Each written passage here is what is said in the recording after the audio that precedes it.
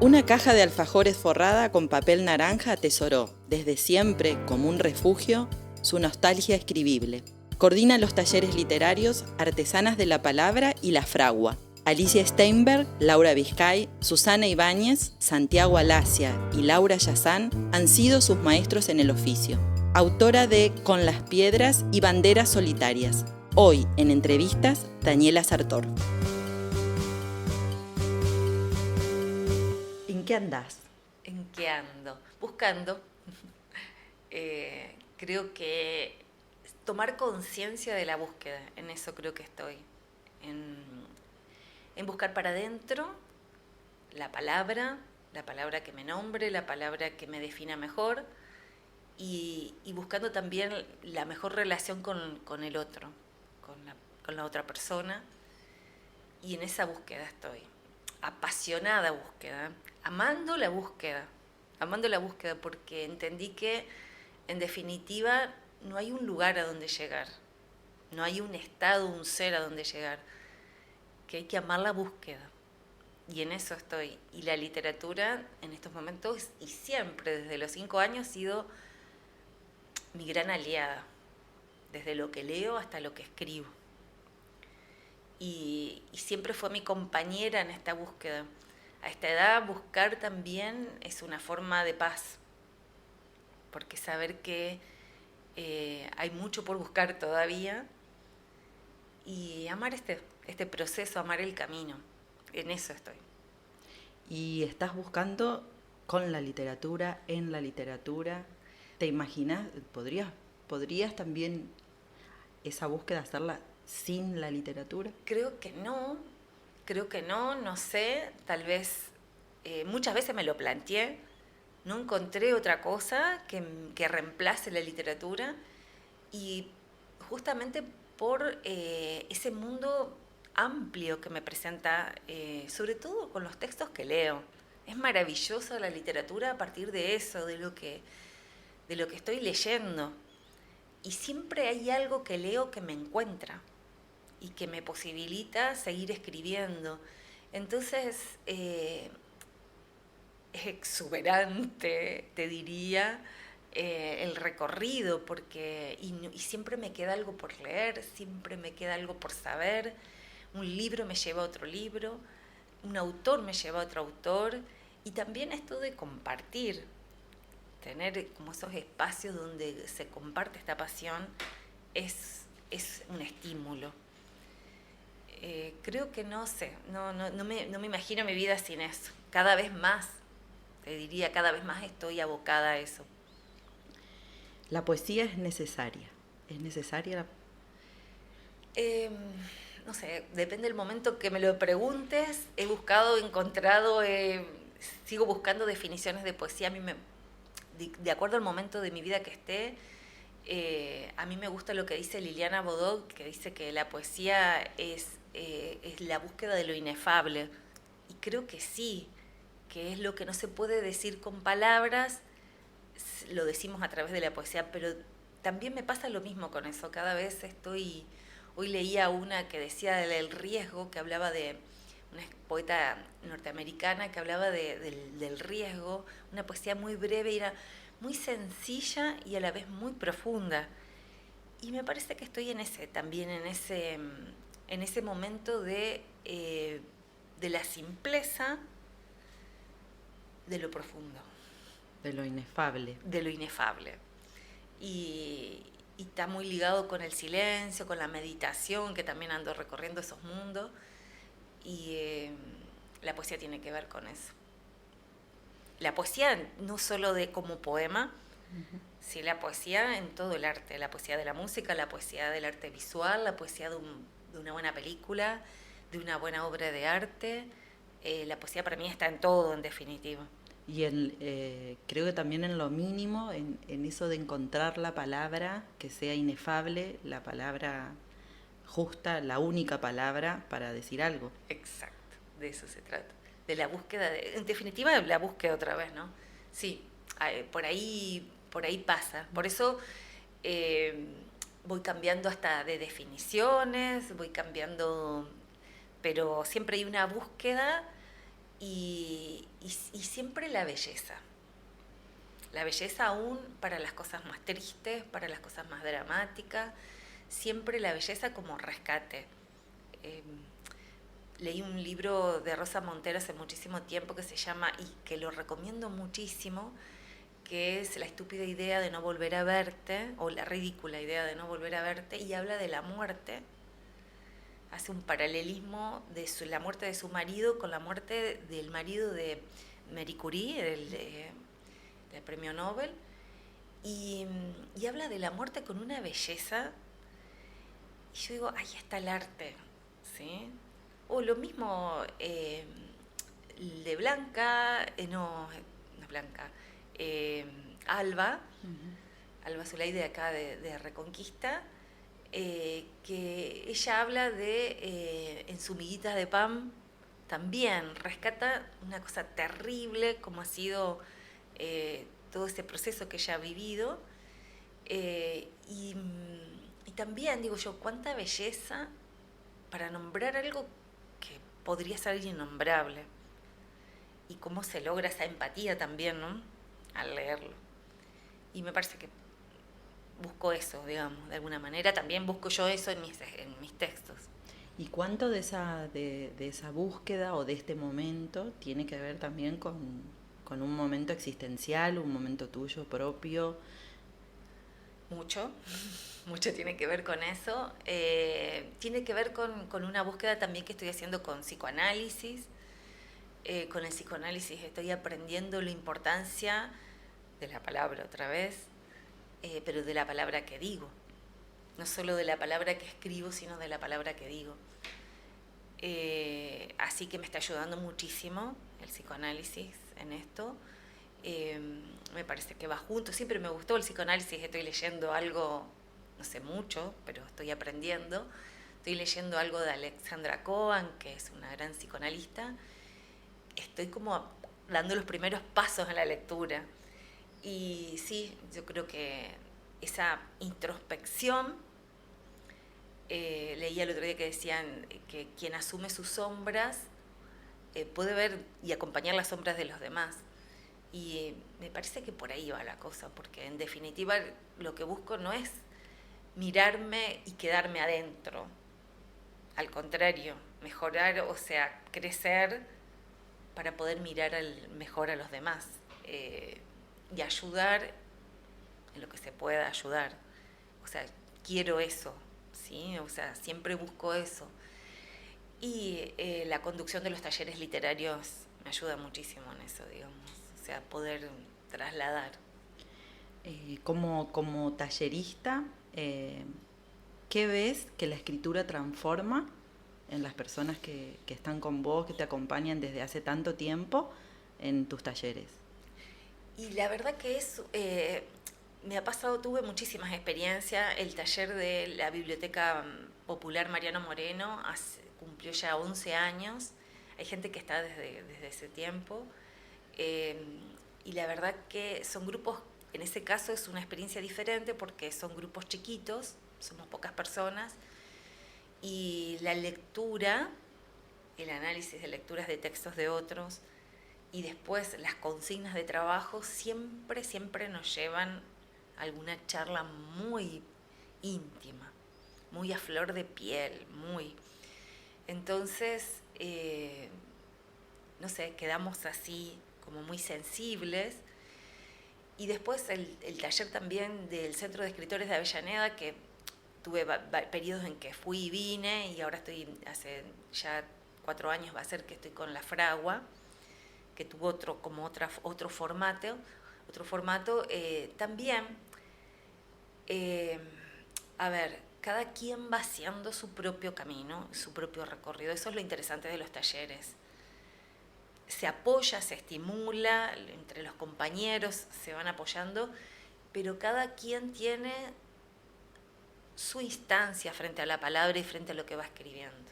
Hay gente que después del taller sigue haciendo otros talleres, sigue buscando, sigue haciendo clínicas literarias, lee otras cosas, profundiza. Y hay quienes simplemente se limitan a la propuesta del taller.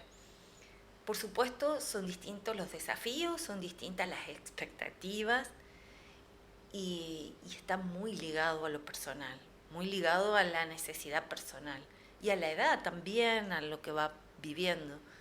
Pero es apasionante.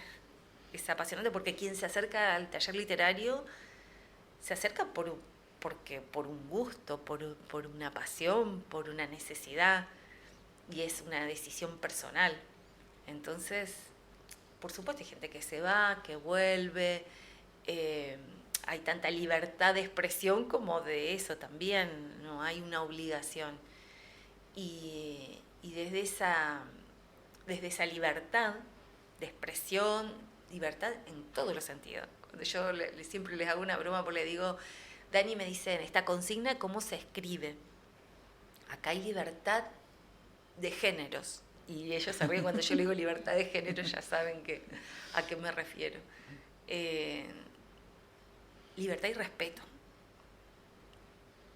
por la construcción y por el recorrido del otro.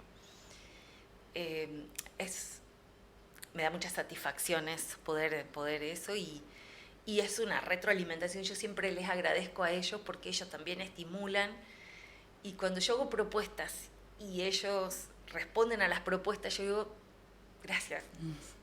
Gracias por responder, por seguirme.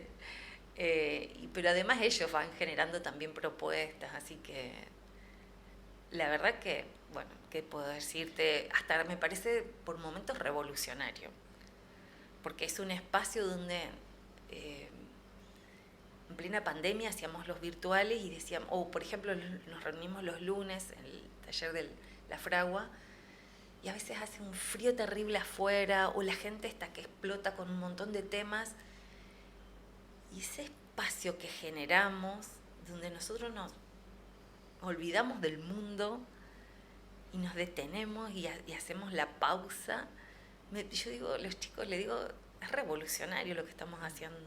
Nos detenemos y me gusta muchísimo eso, lograr eso, digamos. También soy alumna de un taller que estoy haciendo con Susana Ibáñez. Los martes hacemos, y también se genera esa cosa de un compromiso con el texto del otro, porque eso es clínica, y en ese caso nosotros llevamos los textos y todas las personas integrantes leemos y opinamos sobre el texto del otro con mucho respeto, y después la palabra final la tiene Susana, que es una gran escritora y una gran conductora de taller. Y también se genera ese espacio que te olvidas de todo, son 2 horas en que estás ahí compenetrada de la palabra, se analiza palabra por palabra, ves la lectura que hacen de tus propios textos, y también estoy muy entusiasmada con eso. Creo que por ahí va la cosa. Dani, y en el bricolage de materiales que uno puede encontrar en tu escritura, ¿cuánto hay de esos rasgos de la identidad regional, de la vivencia, digamos, del pago chico? Porque después viene otra pregunta que te quiero hacer, así que te dejo que vayas por ahí. Mira, una de las recomendaciones que siempre nos hacemos es esto de pintar nuestra propia aldea, pintar nuestro lugar, escribir sobre nuestro lugar, sobre nuestros personajes, sobre nuestras cosas, y después eso pintarás el mundo, te dice nuestro refrán. Pintando la cosa local, el tema singular y particular, tocas temas universales. Pero siempre a mí me pasa que yo escribo sobre cosas que me pasan y sobre cosas que imagino, sobre cosas que le pasan a los demás, pero siempre es sobre un determinado lugar, sobre un personaje, una persona que conozco, aunque a veces no nombro, pero me pasa eso. O sea, yo veo a alguien y a veces me imagino que le está pasando algo, pero me es más fácil escribir sobre cosas que conozco y sobre cosas que veo, y lo que recomiendo. Escribir sobre algo que conoces y que ves, porque entonces los sentidos te ayudan a describir mejor y se hace más verosímil el texto. Y en esa escritura, en ese recuperar esos materiales y crear algo nuevo, ¿cuánto hay de reparación? Mucho, en mi caso por lo menos sí, mucho.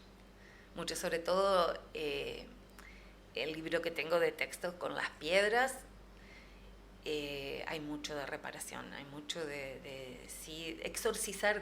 Me decía alguien que me entrevistó una vez, me dijo, estás como exorcizando. Y sí, de alguna manera, yo no sé si siempre, pero por lo menos este libro que fue el primero mío en narrativa, sí hubo mucho, por supuesto. El otro día alguien me preguntaba, porque había un texto de uno de la gente del taller que hablaba de cosas de la realidad de Avellaneda, pero había mucho de imaginación. Y yo le decía, bueno, eso es un poco de realismo mágico, un poco García Márquez, ¿viste? Que toma el realismo, el costumbrismo, las cosas cotidianas, y con la imaginación incorpora elementos, personajes, creencias, y que son propias, no son... nosotros acá en Avellaneda, en la zona, en Reconquista, tenemos un inventario de creaciones y de supersticiones que son maravillosas y que podemos incorporar ese realismo.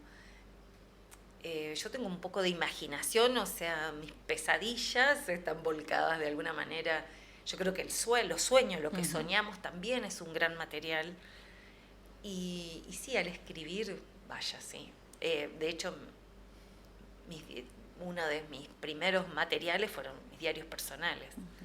Empecé yo hablando de eso, de mis angustias. Eso fue lo primero que canalicé. Y sí, vaya que me ayudó. Y compartirlo, porque el tema es que a veces mucho pasa, yo lo escucho muchísimo, ay sí, yo escribo, pero lo dejo para mí. Y ahí está el tema. ¿Cómo eso que escribís para vos, eso que haces diario personal, eso que haces puro catarsis, haces el puente y lo pasas a arte? Eso es lo que decía Alvite también, cómo lo que yo digo de ese texto de Volviendo amiguitas de Pam. Porque uno puede escribir simplemente y sí, no, queda en papeles, en borradores, en diarios personales.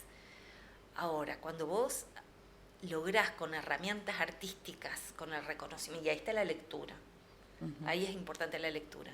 Cuando vos reconoces las herramientas literarias, todo lo que tenemos a disposición, lo reconoces en autores que te gustan, y después vos podés volcar eso, utilizar esas herramientas para que tu texto sea artístico, pase a ser literario y logre la empatía en el otro. Con la belleza logra la empatía en el otro, y eso es lo que todos buscamos. Eso es el que como escritora yo busco, o sea, lograr que el otro se sienta reflejado, la persona, el lector, se sienta reflejada en lo que estoy escribiendo. Para eso es necesario el arte. El arte, para que sea puente, digamos. Para que sea un puente y logre que el otro sienta que la belleza, eso pasa en todas las... y a veces, a ver, con la poesía, que es un poco a veces más hermética, es decir, la verdad que no, lo me pasa con el cuadro. Me gusta, me encanta, logra transmitirme belleza. Decime qué entendés, y no sé qué decirte, pero me llegó de una manera, una canción, ¿sí? Y me parece que eso se logra con lectura, con mirada, con mucha mirada, mucha observación, estar atentos a los mensajes, a los estímulos que van llegando, mirada del sufrimiento ajeno, de lo que pasa con el otro, Y, y también eso. Insisto mucho con la lectura, para mí eso es un requisito indispensable. Y bueno, hablaste de ternura, de belleza y creo que también en lo que estás diciendo, generosidad. Hay mucha generosidad. Sí. En lo que... Sí, yo creo que eso es revolucionario también. Yo creo que eso es revolucionario, sí.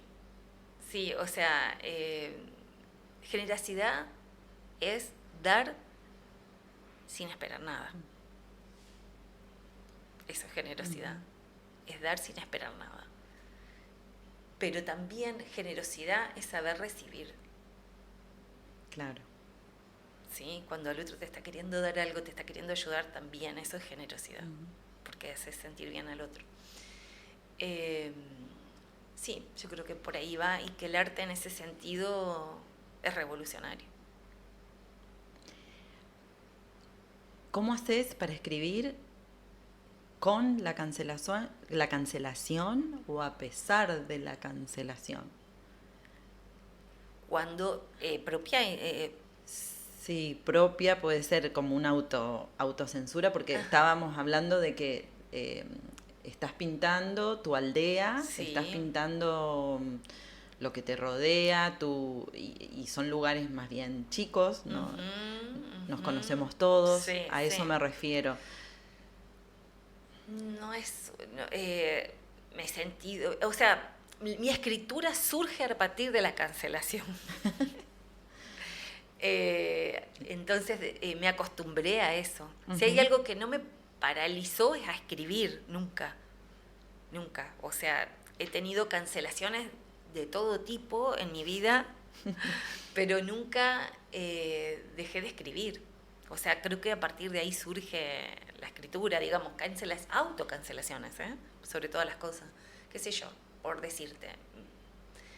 Pretendí ser deportista, ¿entendés? Y yo me di cuenta que no, yo me daba cuenta que no, pero ¿por qué quería hacer deporte? Para pertenecer a un grupo que eran mis amigas que hacían deporte. Y entonces eso me cancelaba de distintos espacios, de ciertos espacios. Con respecto a la escritura, me he sentido cancelada por muchas cosas, por muchos textos que he escrito, no censurada, pero sí, y no dejé de escribir. No. A lo mejor dejo espacios, dejo lugares, me cancelo con ciertas relaciones, pero no dejo de escribir. Y yo creo que la cancelación tiene mucho también está muy de la mano de la transgresión. O sea, te animaste a transgredir en algunos sentidos, en algunos temas. Si no tanto como quisiera. Es parte de la búsqueda, entonces. Sí, es parte de la búsqueda, sí. A mí estoy también en esta cuestión de las búsquedas, estoy tomando distancia de ciertas situaciones, estoy tomando distancia como para ver. Yo siempre sentí una nostalgia de no haberme ido de mi ciudad, de no ver mi ciudad desde una cierta distancia, de no ver tengo esa nostalgia de algo que no hice, digamos. Me parece que yo tendría que haberme tomado una distancia, por eso que estoy a tiempo, de ver mi ciudad, mi entorno, mis relaciones desde una cierta distancia. A mí me parece que las cosas se ven desde mejor, o no sé si mejor, pero con cierta perspectiva uno puede hablar mejor. Pero sí, me parece que la escritura ayuda, estimula a eso. Y en realidad empecé a tomar todo lo que me pasa como material escribible. Todo lo que me dicen, todo lo que hablo. Entonces, las personas más cercanas me dicen, mi hija también me dice, uy mamá, mañana ¿qué vas a escribir? Ya tienen miedo.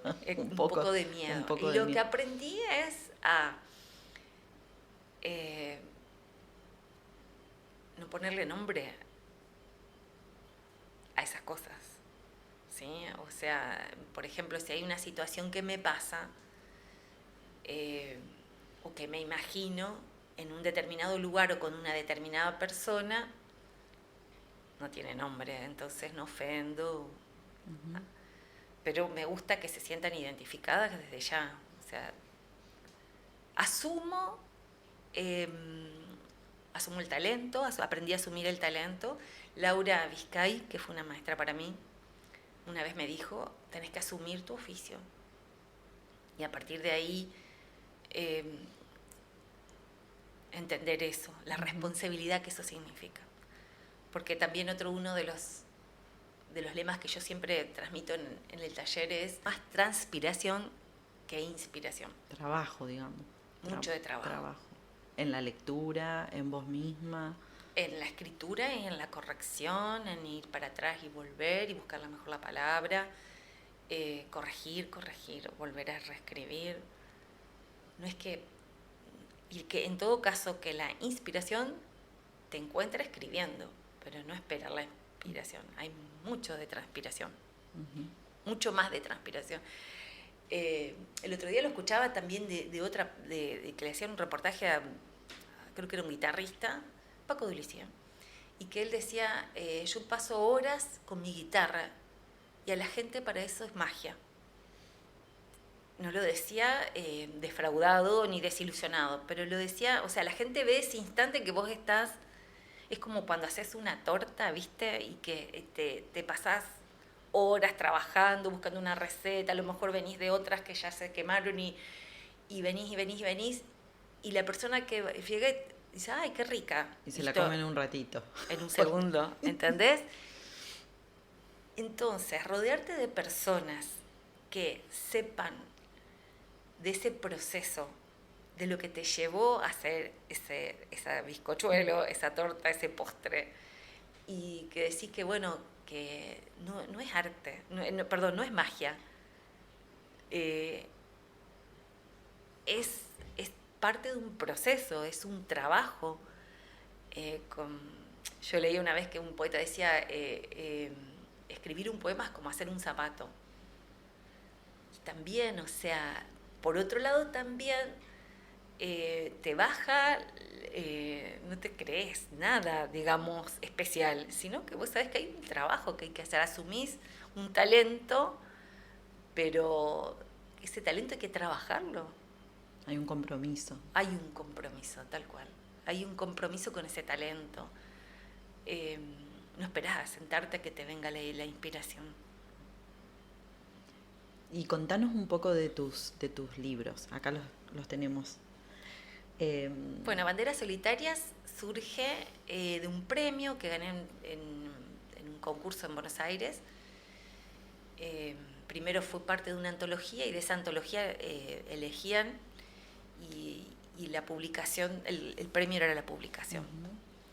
Es un libro de poemas muy intimista, guiado por Laura Yazán, que fue una de mis grandes maestras en la poesía. Y después, bueno, compartí algunas antologías. Después llegó Con las Piedras, guiadas por Laura Vizcay y Mari Crico, con la corrección de Susana Ibáñez, de Editorial Lochava. La verdad que me dio muchísimas satisfacciones los dos. Fueron puntales como para... Sobre todo porque por el trabajo que significó, por el acompañamiento que tuve. Aparte, por ejemplo, Con las Piedras es un hermoso trabajo como libro, digamos, objeto. Muy cuidado, muy bueno hecho el diseño. Me sentí muy acompañada en todo sentí que era un trabajo en equipo que estábamos haciendo. Y la verdad que textos que yo tenía escrito de hace mucho tiempo. Ahora estoy pensando en el próximo con este grupo de clínica que estoy haciendo, es otra temática. Son más textos en algunos casos son reversiones de cuentos de hada, textos más cortitos, son como microcuentos, más poéticos, más trabajados, donde yo trabajo como las dos cosas. Lo que me gusta de la poesía, esa economía de palabra, pero con historias contundentes. Me gusta mucho lo que estoy haciendo, me gusta no como texto, sino me gusta el proceso que estoy haciendo de escribir eso con esta gente, con este grupo. Y bueno, y después con Navegantes Invisibles, que es un taller literario que funciona acá con Maruca Fochati, hicimos pasajes privados, que también fue guiado por Laura Vizcay, y que la verdad que también fue un trabajo hermoso y trabajado en compañía, fue hermoso. Fuimos a varios lugares a presentarlos y esto me gusta, esto de encontrarse con otros a hablar de esto. Me parece maravilloso poder juntarte con personas a hablar de lo que haces. Como hay gente que se junta a hablar de plantas o de comidas y es apasionante porque aparte es inspirador y te estimulás. Me he encontrado con muchísimos grupos y es maravillosa la cantidad de personas con las que me he encontrado y que nos une realmente eso y que a partir de ahí surge la amistad. Uh-huh. Es hermoso, eso es hermoso. Poder hablar de eso, ¿viste? Cuando vos decís, bueno, leí un libro y quiero hablarlo con alguien porque me encantó o porque tengo duda y poder encontrar a alguien así, yo lo leí el libro y es hermoso eso. Y eso te quería preguntar si disfrutás también el momento una vez que ya está el libro, que ya está, digamos, ya salió del horno, digamos, te toca por ahí promocionarlo, ir a una charla. Sí, me gusta, sí, me gusta mucho eso. Sí, inclusive yo tengo la mitad de mi familia está viviendo en Rosario, así que bueno, nos fuimos, mi sobrina que le gusta también esto de la literatura, preparó una presentación allá en un bar, fuimos a Rosario.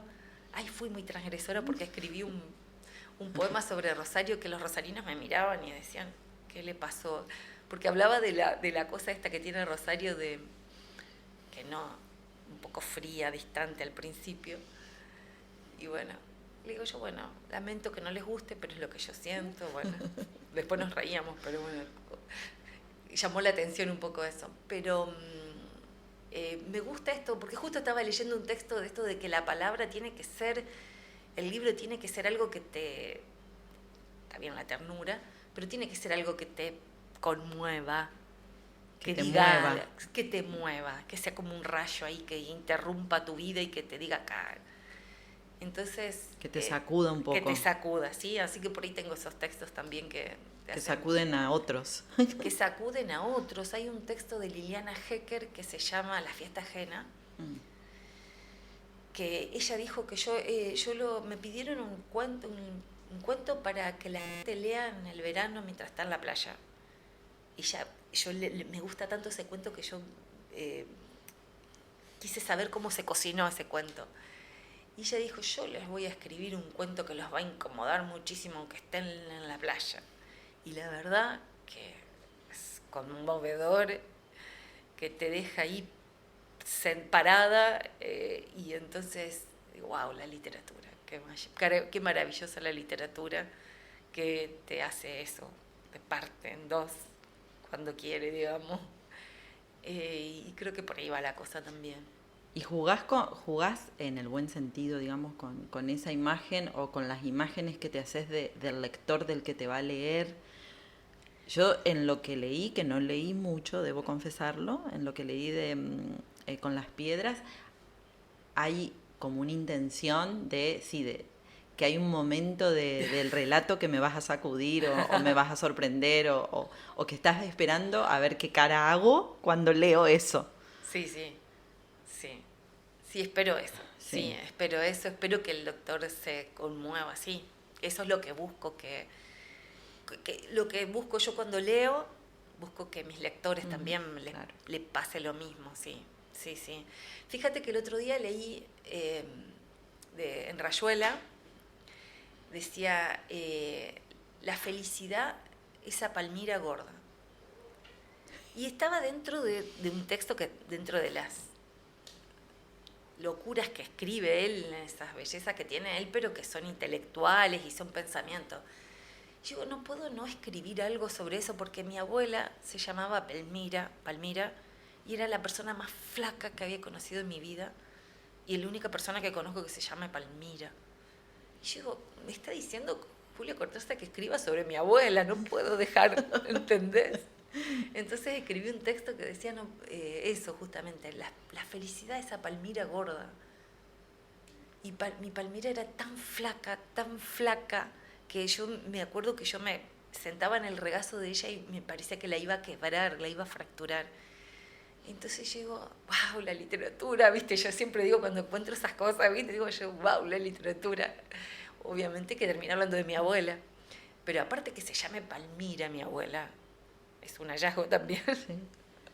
Cuando yo hice un taller literario virtual con Alicia Steinberg, que era una escritora muy buena, exitosa en Buenos Aires, lo hacía hace muchísimos años, vía mail, y ella me pide una presentación y yo le escribo que mis abuelos se llamaban Bartolomé y Palmira, y me dice, tenés que escribir algo, esos personajes son de novela, me dice, era muy graciosa, ella, todo por escrito, me dice, muy graciosa era Alicia, y me dice, no podés desperdiciar esos nombres, tenés que escribir, y mi abuelo era una persona de gordita, de moflete, muy simpática, muy amorosa, muy Bartolo, muy Bartolo, muy distraído, que también tengo que escribir porque hay anécdotas en Avellaneda, porque era un personaje de, qué sé yo, de haberse olvidado el mecánico en el baúl del auto e irse a comprar algo y tenerlo en el baúl del auto a su mecánico,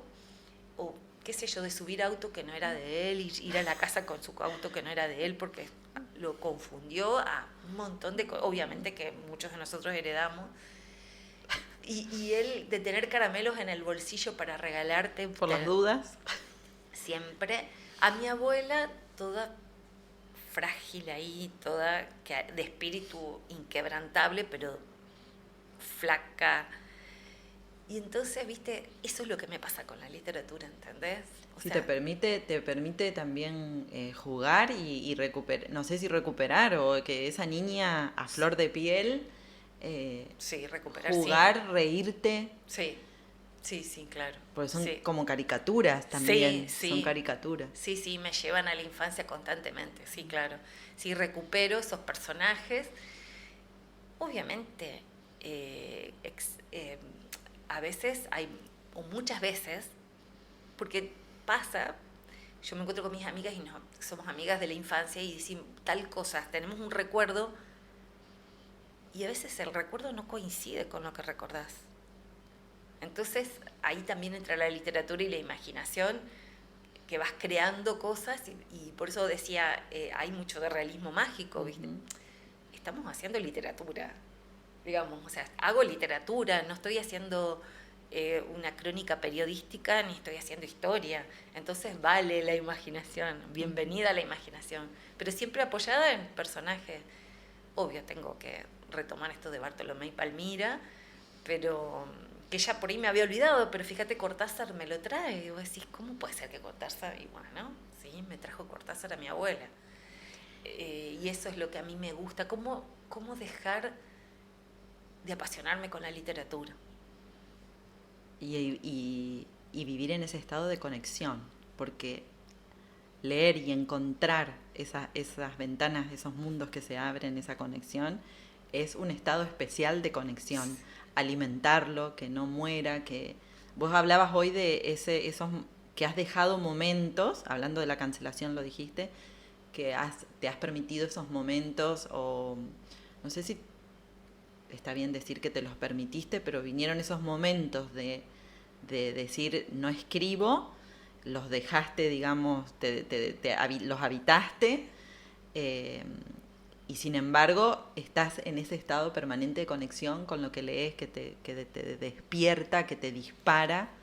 Siempre la lectura me dispara a escribir, siempre hay algo. Pero fíjate, esto que menciono lo de Cortázar porque fue una cosa muy concreta.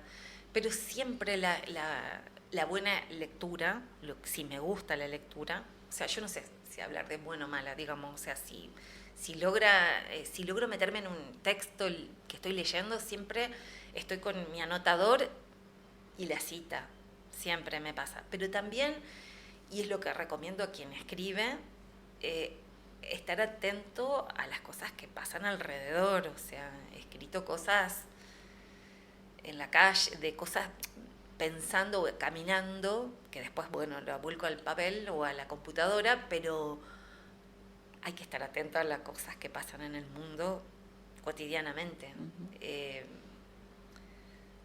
Caminar la calle, a mí me pasa que voy a cuidar a mi mamá, estoy a 3 cuadras, y en ese trayecto he escrito un montón de cosas, mirando, observando, o sea, es una gran recomendación esa que he recibido de ser observadora de los detalles, ser lectora de las vivencias de las personas y estar atento, porque el mundo te dice cosas que podés escribir. ¿Sos celosa de ese mundo que te permite esa conexión? ¿O también, digamos, te permitís, que creo que sí, con lo que nos estás contando, esto de mezclarte un poquito en otros lugares, de meterte en otros lugares, buscando, calculo lo mismo, pero esa dicotomía entre resguardarte no sé, me imagino cuando escribís que buscas tu momento, tu espacio, esa conexión, pero al mismo tiempo tenés que ser parte del mundo y del bullicio. Claro, exactamente. Sí, de eso se trata. Es que justamente esa búsqueda introspectiva es para estar mejor en el mundo. O sea, ser más consciente para poder estar. Pero esos momentos de alguna manera son evasivos porque vos te evadís cuando lees, cuando escribís, pero no me imagino viviendo aislada. O sea, sí me gustaría, qué sé yo, ¿no? Con tener una casa frente al mar. Pero siempre pienso esa casa frente al mar dentro de una aldea, dentro de un lugar, digamos, compartiendo. Pero sí me gusta muchísimo, muchísimo tener mis momentos de soledad. Mi familia lo sabe. Mis momentos de soledad y de silencio lo necesito. Eso es imperante para mí. Lo necesito muchísimo. Me levanto muy temprano, tengo mis momentos de soledad, de meditación, y la lectura, que de por sí es un acto solitario.